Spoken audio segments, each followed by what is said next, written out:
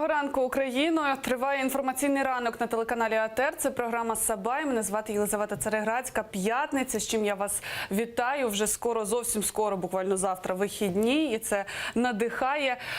Надихають і інші новини в Україні, зокрема ті, які там нам стали відомі вчора. І тому сьогодні ми будемо говорити про таке явище, тому що Україна, як показує досвід, також іде в ногу з часом і з технікою у всьому світі. Тому вчора Міністерство інфраструктури повідомило нам про те, що скоро в Україні має з'явитися гіперлуп. Власне, що це таке і чому таке повідомлення пролунало, ми будемо обговорювати з заступником міністра інфраструктури. Ви обіймали цю посаду у 2014-2015 році. Володимир Шульмейстер. Доброго ранку, пане Володимире.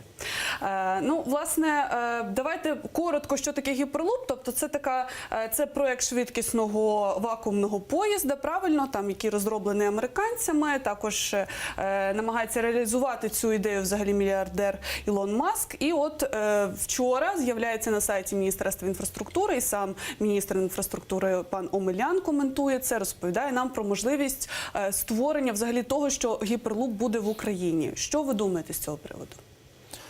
Действительно, уже несколько лет во многих странах происходит разработка этой новой технологии по перемещению капсулы с пассажирами внутри трубы, соединяющей точку А и точку Б в разреженном пространстве с минимальным сопротивлением воздуха, и скорость капсулы внутри трубы должна достигать 1000 км в час.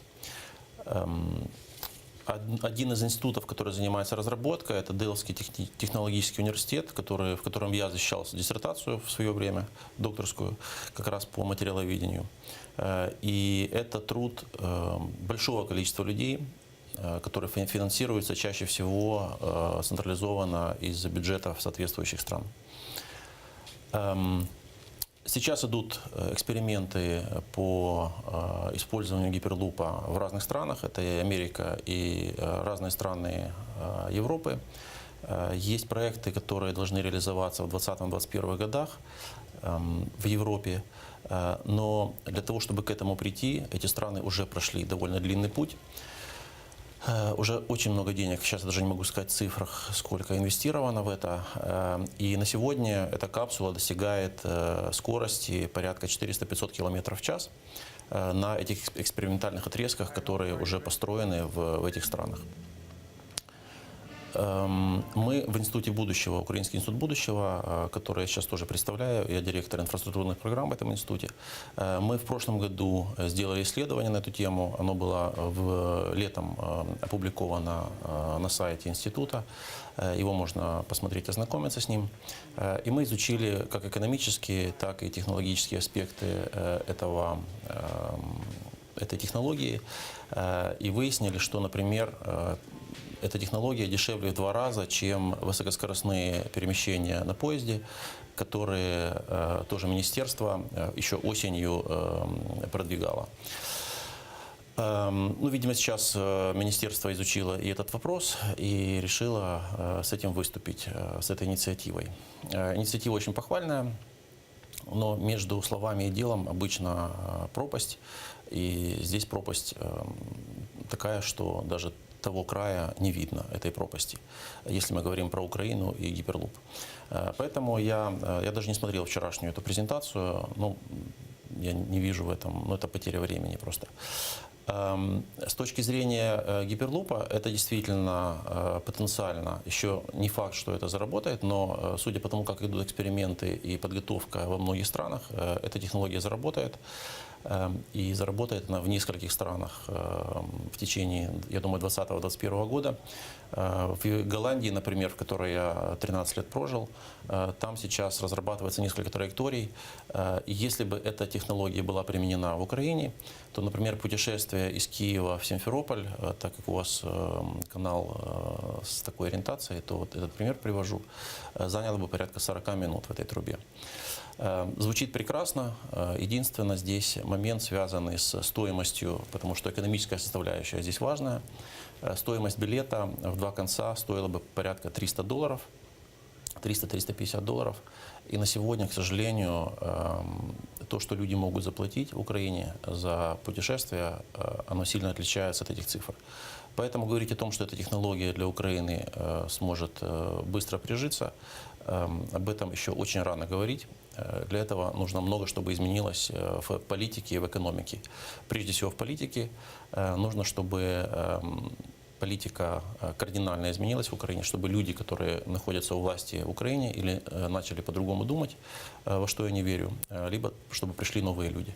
Пане Володимире, а давайте от пояснимо, власне, чому, в принципі, гіперлуп потрібен Україні, тому що, ну, я думаю, що там пересічні українці зададуться запитанням, а чому нам не привести до ладу взагалі нашу Укрзалізницю, врешті-решт, оновити склади рухомі і так далі, а вже потім переходити до якихось там таких технологій. Чи це, в принципі, питання, які можуть іти там якось паралельно один з одним?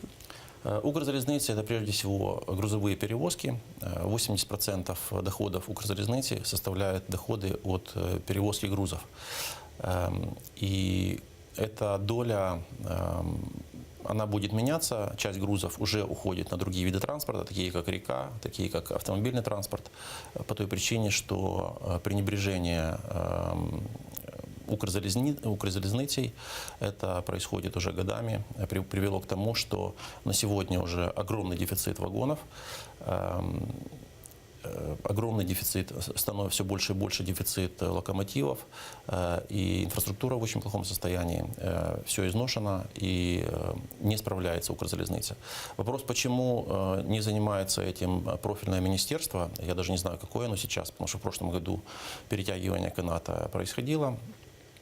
И это, конечно, шло в ущерб благосостоянию Укрзалезницы. Эта ситуация продолжается. Не знаю.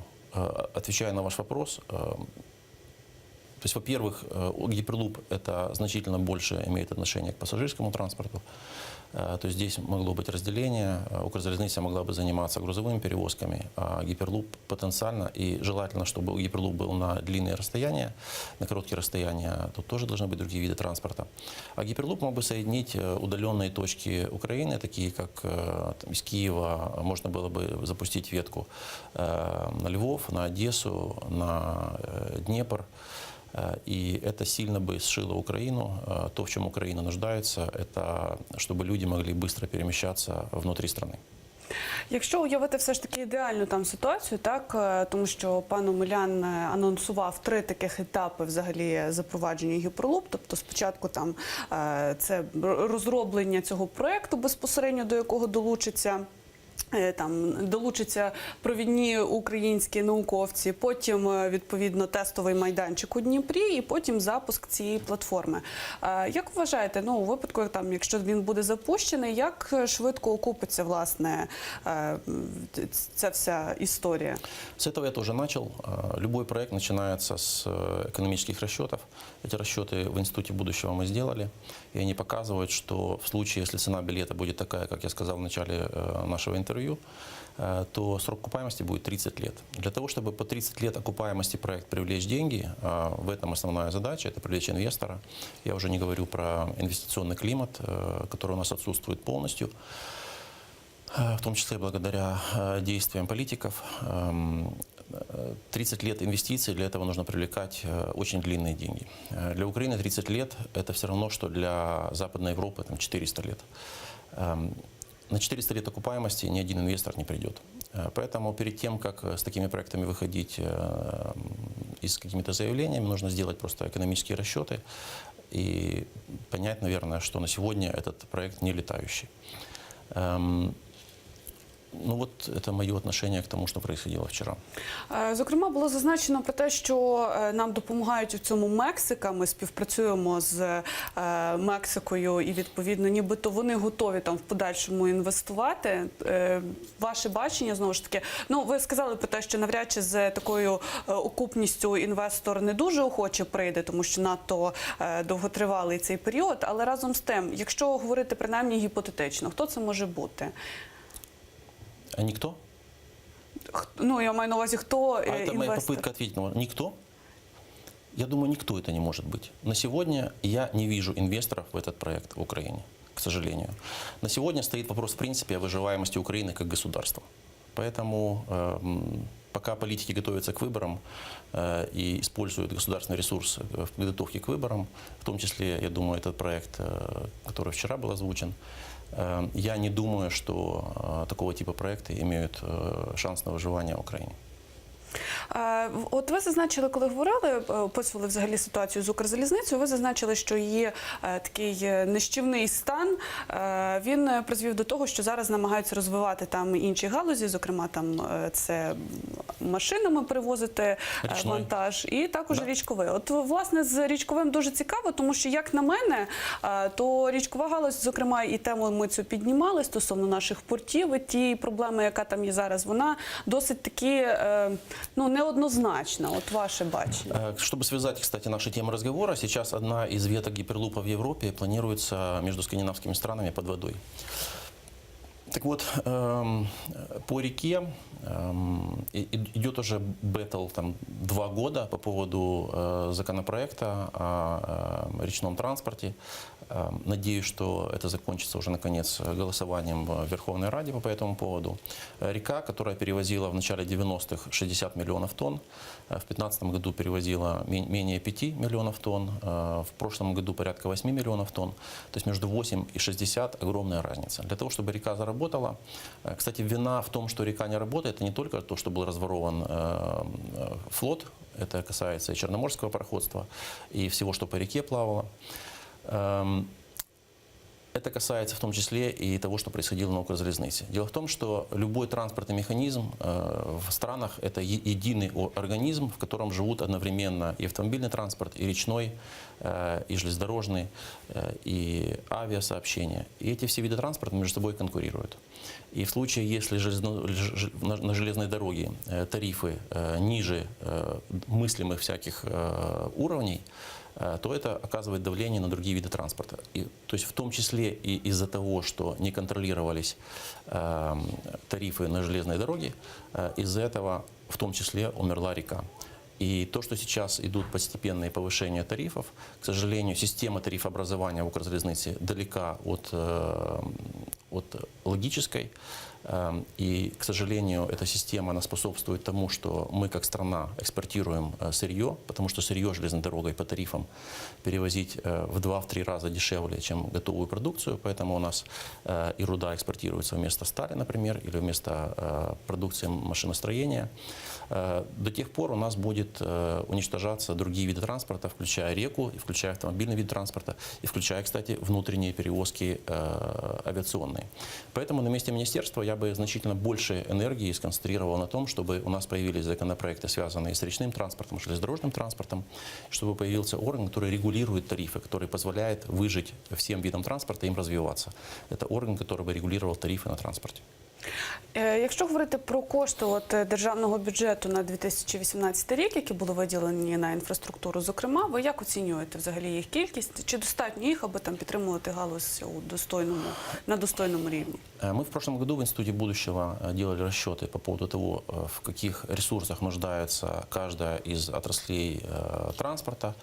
И то, что выделяется из бюджета, это 10-15% от того, что нужно.